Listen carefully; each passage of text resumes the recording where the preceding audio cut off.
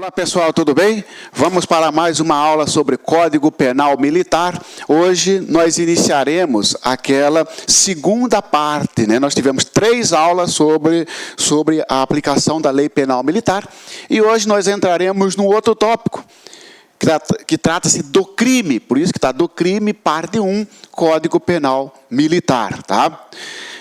Dentro dessas aulas que refere-se ao que o Código Penal Militar denomina-se de, abre aspas, do crime, fecha aspas, nós veremos os seguintes assuntos: relação de causalidade, crime consumado, crime tentado, desistência voluntária, arrependimento eficaz, crime impossível e crime doloso e culposo.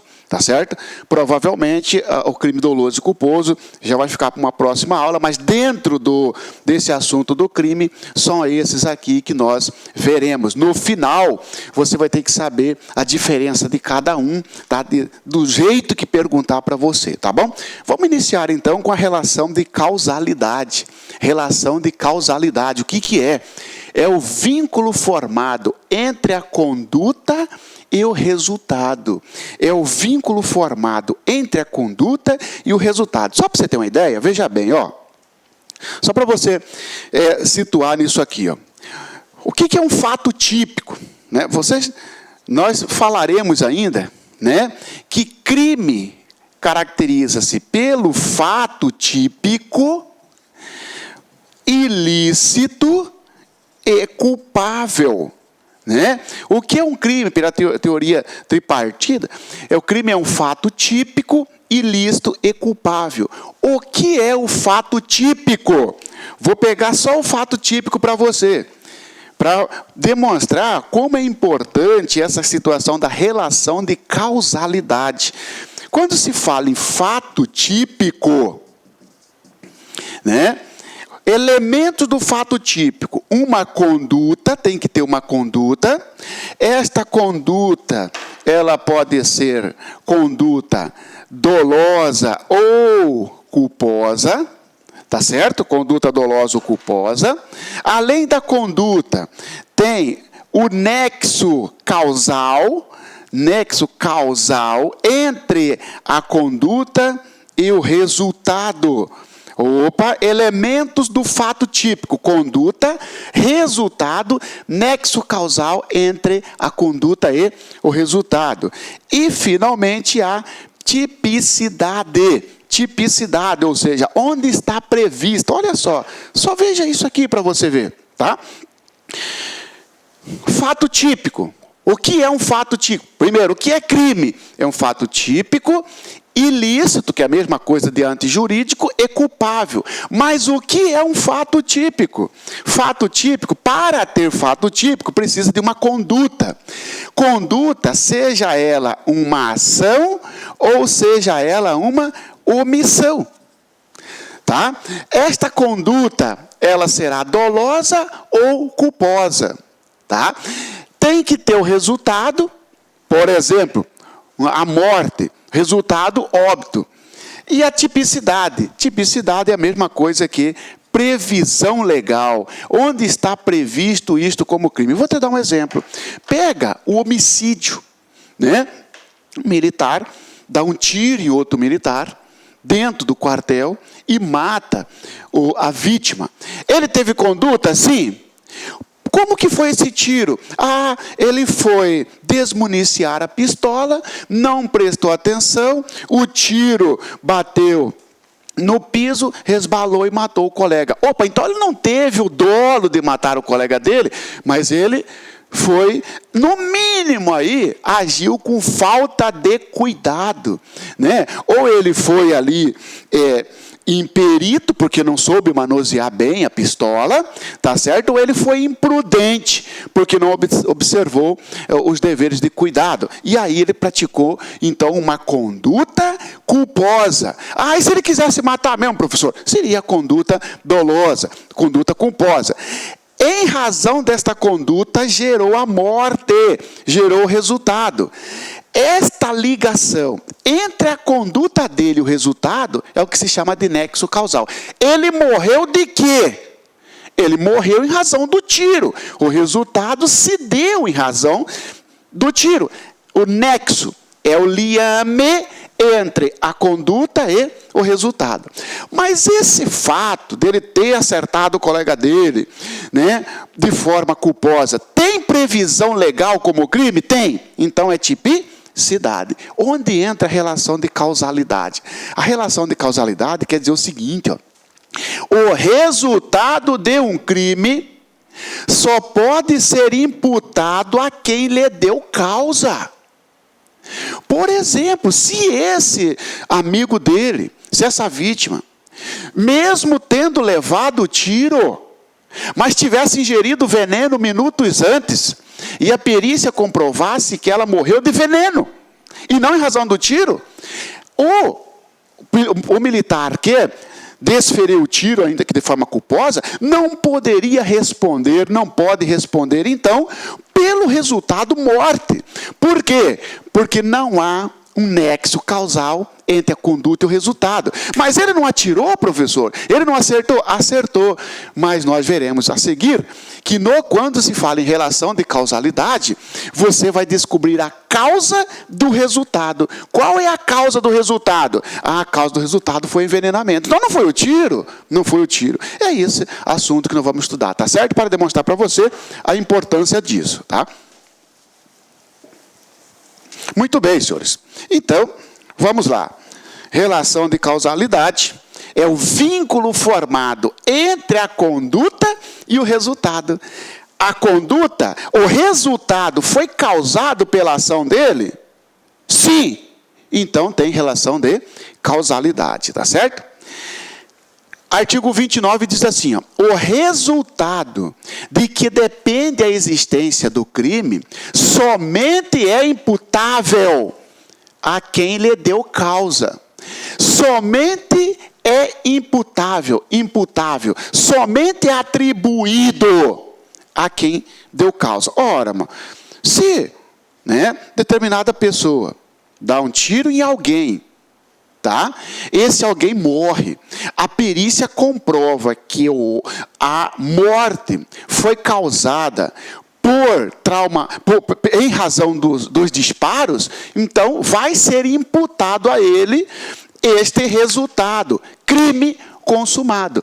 O resultado de que depende a existência do crime somente é imputável, somente é atribuível a quem lhe deu causa. E o que é causa? Considera-se causa a ação ou omissão, sem a qual o resultado não teria ocorrido. Ora, o sujeito que dá um tiro no outro, querendo matar mesmo, planejou, foi lá, comprou a arma, preparou, fez a emboscada, atirou. O sujeito veio a óbito, só que vem a perícia e comprova que a morte não se deu em razão do tiro. Se deu em razão de envenenamento. Ele tinha bebido veneno antes para suicidar. Opa! Considera-se causa a ação ou omissão, sem a qual o resultado não teria ocorrido. Pergunta-se, mesmo que ele não tivesse levado o tiro, ele morreria? Morreria. Morreria de veneno. Então o tiro não pode ser causa da morte. Ele vai responder sim, por tentativa de homicídio. Tá certo? Mas não por homicídio consumado. E a tentativa, a pena é menor. A pena é do homicídio consumado, mas diminuída de 1/3 a 2/3, tá certo? O que é causa? Considera-se causa a ação ou omissão, sem a qual o resultado não teria ocorrido. Sem a qual o resultado não teria ocorrido, tá? Imputação do resultado, então. Quem que responde pelo resultado? Quem responde pelo resultado é somente quem deu causa. Só pensar nesse exemplo. Sujeito que deu um tiro em alguém, pensando matar a vítima, mas a vítima ingeriu veneno minutos antes e morreu de veneno. Então não pode ser atribuído a morte ao agente, mesmo que ele tenha tido a intenção inicialmente de matar, mas o resultado não foi causado pela sua conduta. E a imputação do resultado, a responsabilidade pelo resultado de um crime, somente quem causou, somente quem deu causa, tá certo? Agora, como descobrir esta causa? Entra-se o processo hipotético de eliminação. Processo hipotético de eliminação. Eliminação. Como é que funciona isso? Acompanha comigo, pessoal. Vamos pegar o próprio resultado morte. Vamos pegar aqui, ó, o homicídio. Tá? Vamos pegar aqui a morte. Isto aqui caracteriza para nós o resultado. A morte, antes da morte o sujeito levou um tiro, tá certo? Antes de atirar, o agente passou em um bar e tomou uma cerveja, tá certo? Ele, para isso, teve que comprar a arma, tá certo? Para isso ele teve que comprar a arma. E aí, vamos parar por aí. Olha só. O que é causa da morte? Para descobrir o que é causa, né, criou-se na doutrina um procedimento chamado procedimento hipotético de eliminação dos eventos, para verificar quem é o responsável pelo resultado, porque a imputação só responde pelo resultado quem foi a causa. Vamos imaginar o seguinte: o tiro foi a causa da morte? Foi. O tiro foi a causa da morte. Então você elimina o tiro. Se eu tirar o tiro, a morte ocorreria? Não. Opa, então, quando faz este procedimento hipotético, ó, retira-se a causa, retira-se o evento, retira-se a conduta e veja se vai alterar o resultado.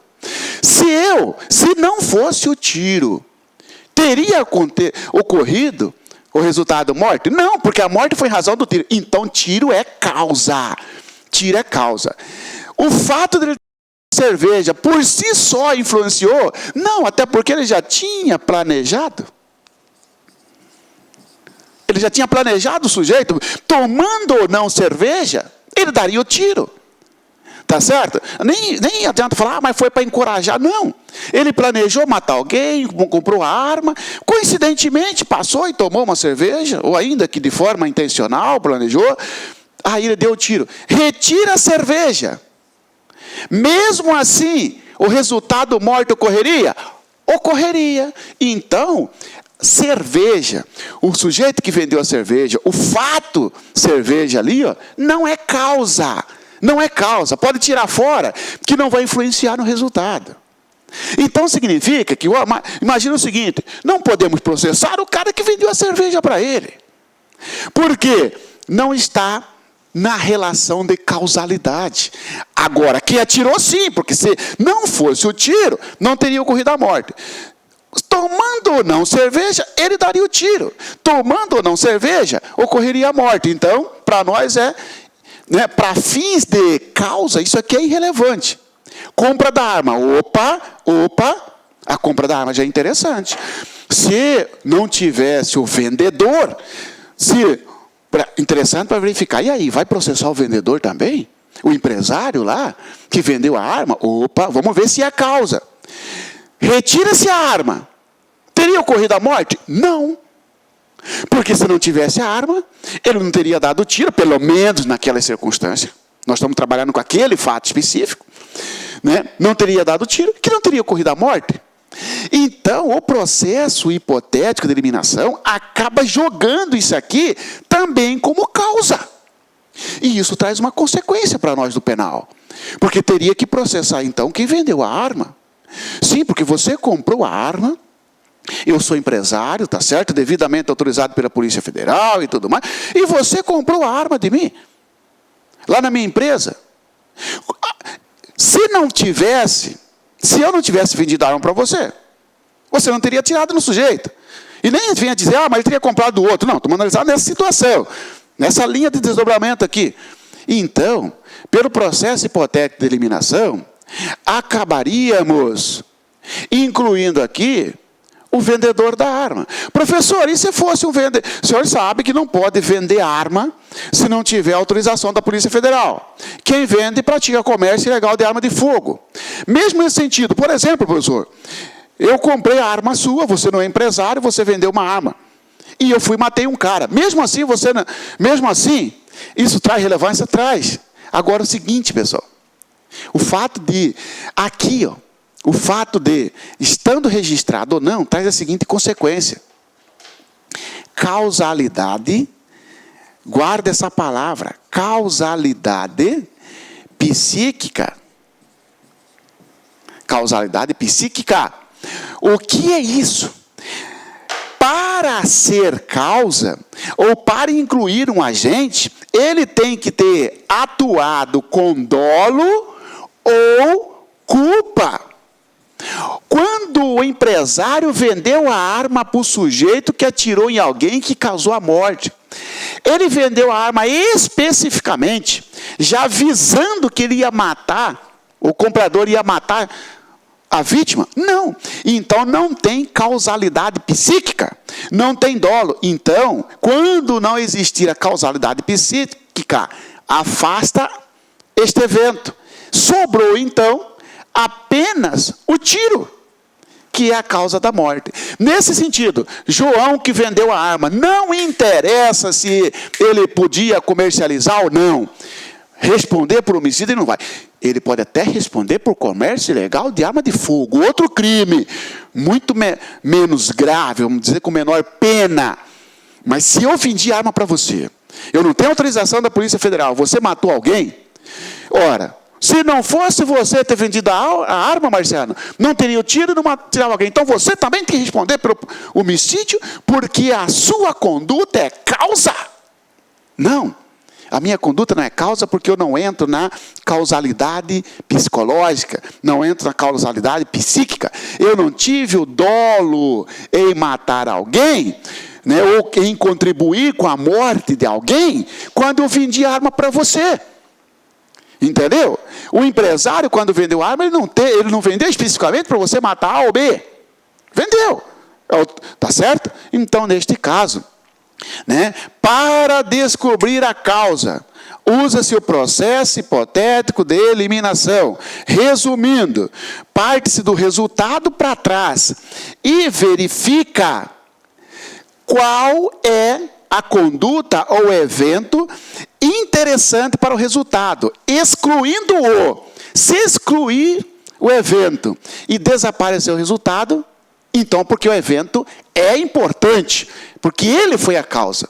Se excluir o evento e nada influenciar no resultado, é porque ele não é causa. Tá certo? E isso da causalidade psíquica é para evitar uma regressão ao infinito, porque senão você ia chegar no absurdo de falar assim, Marciano, eu vou colocar aqui o pai dele. O pai dele também tem que ser processado, porque se não fosse o pai dele e a mãe dele terem gerado ele não teria ido lá comprar arma, não teria dado o tiro e não teria tido a morte. Teria que jogar o pai e a mãe ali por processo também, concorda? Só que aí não, porque quando o pai e a mãe, né, não geraram para o fim de praticar crime.